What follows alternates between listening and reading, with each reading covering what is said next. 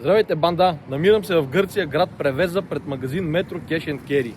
Днес ще направя едно сравнение на цените между гръцкото метро и българското метро. Разбира се, в един ден няма да мога да ги направя, но днес ще намеря 10 стоки, които ги има в това метро, има ги и в нашето метро, разбира се. Едни и същи марки, едни и същи количества. Много важно е, според мен, разбира се, и да не са в някаква промоция, за да видим реално цените какви са. Айде с мене, взимаме една количка и действаме. Банда, с какво друго, освен с Кока-кола да започнем? Няма как да я няма в нашото метро. Погледнах, не е на промоция. За съжаление няма 2 литра, не знам защо.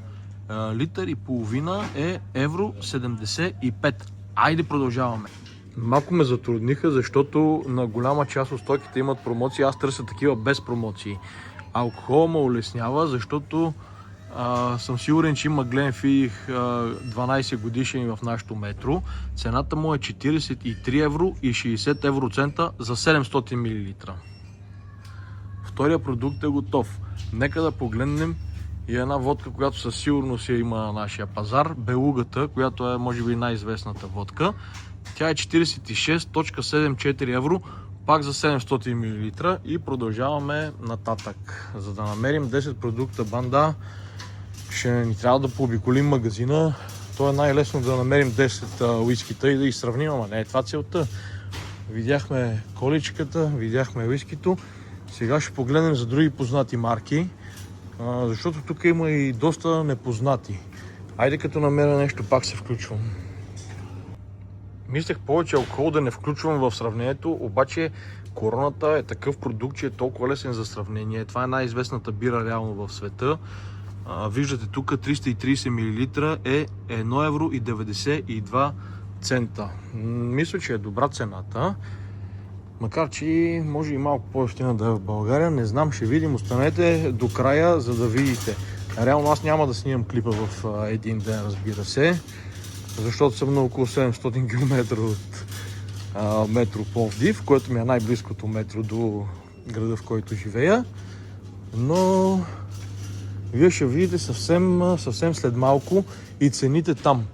Нека да обърнем внимание и на една енергийна напитка, която я има масово навсякъде. 500 мл Monster Energy Drink, без значение какъв е модела. Сесия е евро 41. Пак лекичко ми се струва, малко по-скъпо. Не съм сигурен дали в България ще намерим по-евтин. Гледайте сега. Гледайте след малко и ще видите. Спираме с вредните неща.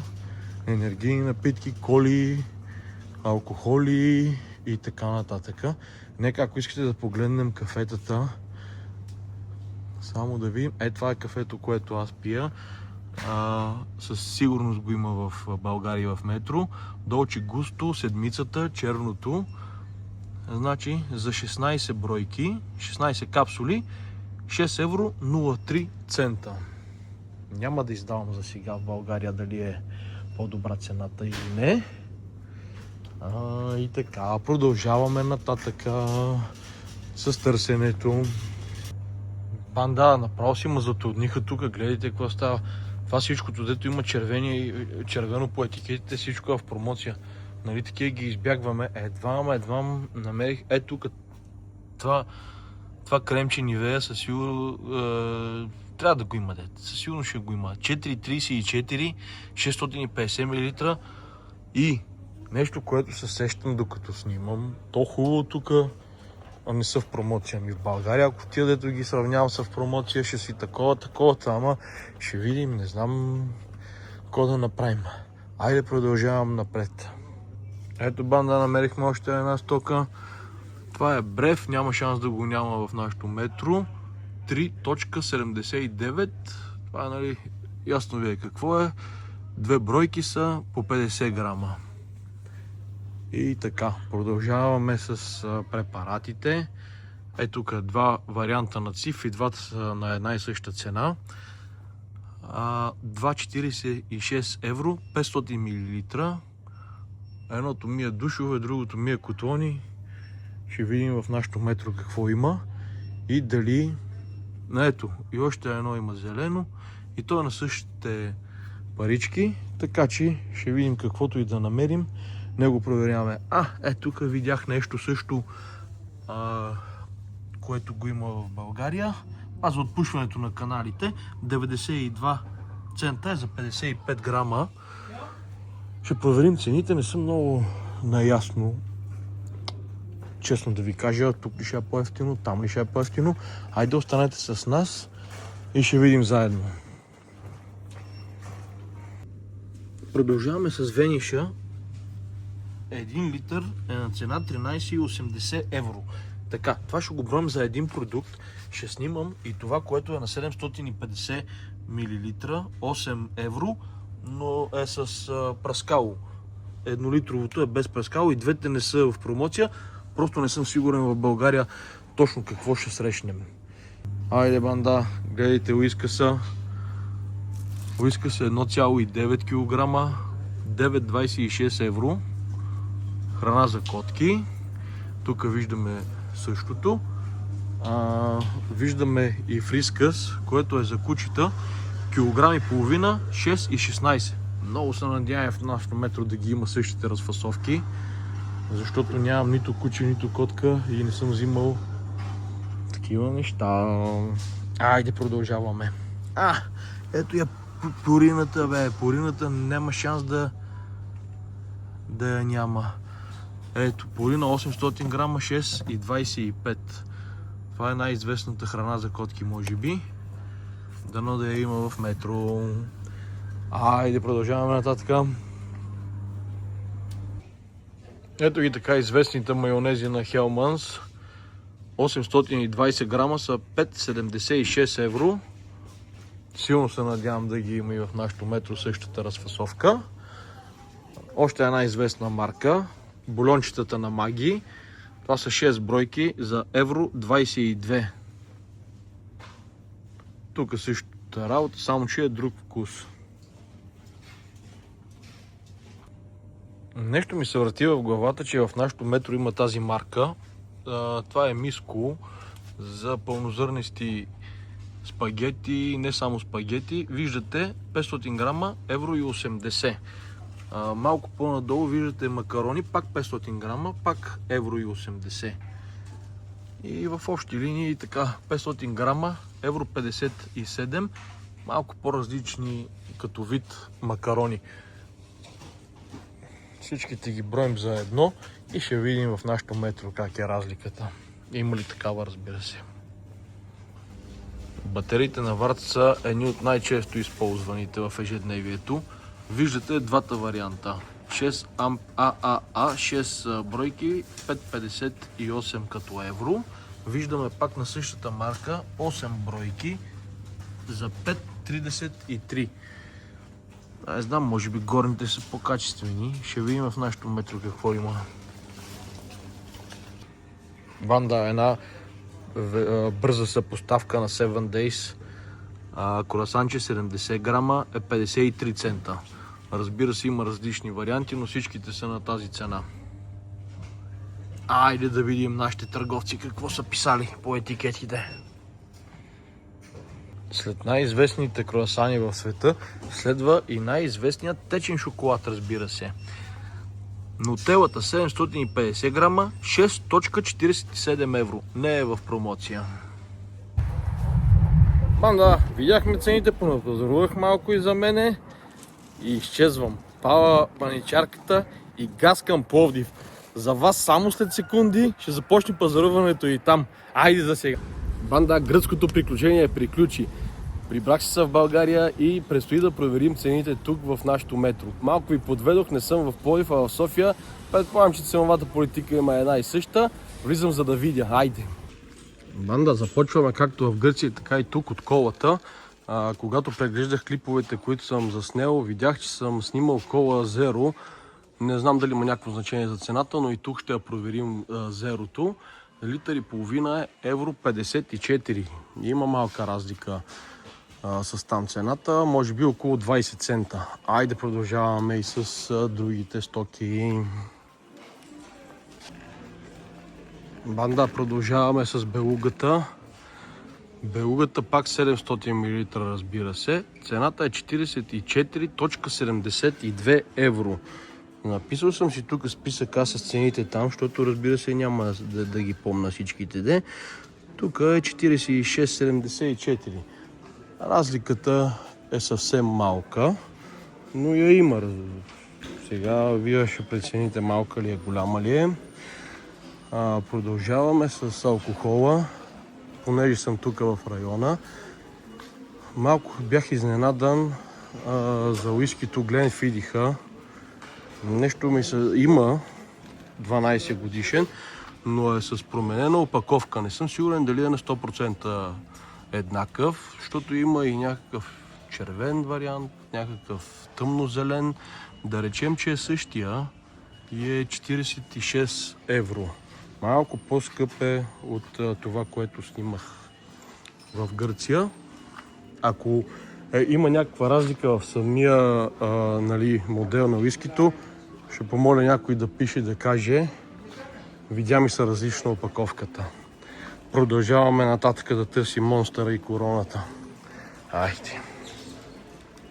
Банда, стигнах и до монстърите. Тук в нашото метро на повечето стоки има отстъпка, ако се вземат големи количества. Аз, разбира се, гледам единичната цена. Такава беше уговорката ни. Евро 31, ако закупите един монстър. В Гърция беше евро 41. Пак виждаме лека разлика в цената. Не мога да открия бира Корона. Това е много странно. Как няма да има Корона? Един човек ме чу и ми я показа.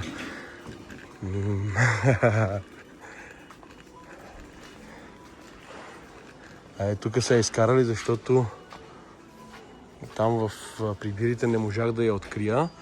Виждате цената. Малко ще приближа. Евро 61. Сега. Това обаче не знам колко е коректно за сравнение, защото тук е дадено, има някаква промоция, макар че при закупуването на една бройка цената е евро 61. Вече намалява цената, ако се закупат повече бройки. Такава цената там беше евро 92. Има разлика. Пак ви казвам, не съм сигурен дали е много коректно, защото тук това е цена, ако закупите 6 бройки. Много от цените в нашото метро са така. Колкото повече купуваш, толкова по-евтино става. Там такава тенденция не видях никъде за нито една стока, макар че много от стоките им бяха в промоция. Не знам. Много от стоките, които там проверявах, тук ги няма абсолютно същите. Уискъса тук е само килограм и 400, там беше килограм и 900, затова пак не можем да направим много адекватна съпоставка. За моя радост снимах малко повече стоки там. Да се надяваме, че ще открият 10 стоки, които са еднакви. Продължавам с търсенето. Намерих, банда, и същия циф, който сравнявахме там. Виждате, за единична бройка цената е 3,32. Като има, разбира се, различни модели, различни варианти. Погледнах ги. Тук имаме разлика в цената. В Гърция беше 2,46, тук е, пак повтарям, 3,32 за единична бройка. Намерих още един продукт, който го има абсолютно същия и тук и в Гърция. Тубофото, което е за отпушване на каналите. Тук е 76 евроцента. Там беше малко по-скъп. Само една секунда, банда, да видя точно колко. 92 евроцента беше. Има разлика тук. При цифра беше в полза на Гърция. Тук е в наша полза. Да видим нататък. Банда, намерих 7 Days, обаче тук 7 Days е 60 грама, там беше 70 грама. Не стига това, и тук е и доста по-скъп, 59 евроцента. Не говорим вече за количествата, където спада цената. Проверяваме единичните бройки. Има доста различни варианти при нас на 7 Days. но повечето са по-големи грамаж, 92 грама, виждате на 7 Days, има и 110 грама и така нататък. Не можах да намеря абсолютно същия грамаж 70 грама, но даже и по-малкият грамаж тук е по-скъп, така че приемаме 7 Days в полза на Гърция. Продължаваме с сладките бакуци банда, най-вредното и най-вкусното, разбира се. Виждаме нутелата за същия грамаж 750 грама. Тук е 8 евро 63 цента. Разбира се, гледаме единичната цена, избягваме промоцията, ако закупите по-голямо количество. Тук виждаме сериозна разлика в цената.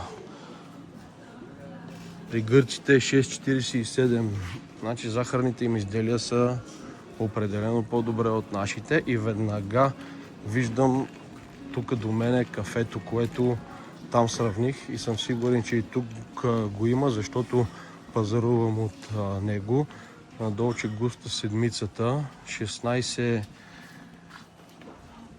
бройки са 6,43 евро за един брой. Ами и кафето им е по-евтино. Там беше 6 евро. За радост тук има... Закупих си и кафенце. За радост тук има вариант, ако се закупат повече бройки, цената да спадне драстично. 4,54. Не го приемаме като цена за сравнение. Просто казвам, че тук има такава опция и се възползвах от нея. Напълних количката. Продължаваме нататъка. Стигнах и до Магито, ама не виждам същите купчета като техните пакетирани по 6 бройки. Тук са по 8 бройки пакетирани. 91 цента са. Там беха по-малко като брой и повече като цена, но все пак не е коректно да ги сравняваме. Не е едно към едно продукта. Айде пак продължаваме, банда. Банда, много неприятно останах впечатлен от нашото метро. Няма Хелманс майонеза, въпреки че самия магазин е доста по-голям, доста по-зареден, много по-организиран, много стока има. Няма Хелманс, обикалям тук 5 минути вече гледам, няма. Има барбекю сосове, ама няма да е коректно сравнението. Като цяло има доста повече неща, които могат да се закупат. Могат да се закупат и на много по-добри цени. Там, въпреки промоциите им, такива цени като нашите тук няма за количества. Разбира се, нали, трябва да се купят и количества. Сега нашето метро е направено с цел такива малки магазинчета, примерно, да зареждат до тук. И цените са драстично по-ниски. Но за нашето сравнение това не беше целта да гледаме големите количества. Просто там тяхното метро и нашето метро имат различна политика. Но не можах да намеря Хелманс. Горе-долу, каквото можах да намеря, сравних. Но нямаше, ето, гледайте изписъка, нямаше уискъс, килограми 9, нямаше фрискъс, нямаше пюрина, Магито го нямаше, много от нещата ги нямаше, за да мога да ги сравня адекватно. Мисля, че станаха 10 стоки. Като обработвам клипа ще видя и ще ги напиша. Но като цяло впечатленията ми са, че нашето метро е в пъти по-добре организирано. Много повече стока има. Отпред има и аптека, кафета и така нататък. То си е като един малък мол. Няма нищо общо с тяхното. Има някои цени, които са по-добри при тях, но пак казвам, тук като се вземат количества, става съвсем различна цената. Тук съм на маслините, съжалявам, че там не снимах някакви маслини. При положение, че там е меката на маслините, би трябвало там да са по-евтини. Но така мисля да приключа нашето сравнение, нашия влог. Видяхте вече изписани различните цени, различните стоки, къде е по-добре, къде е по-зле. И така, моето лично мнение също го чухте. тук може да намерите много по-специфични стоки, много по-голям асортимент за стоки. Не съм стигнал още до месото, но месото и рибите тук са... Просто има абсолютно всичко. Там не видях такова нещо. И така, банда, ако ви е харесало видеото, слагайте по един палец и продължаваме напред.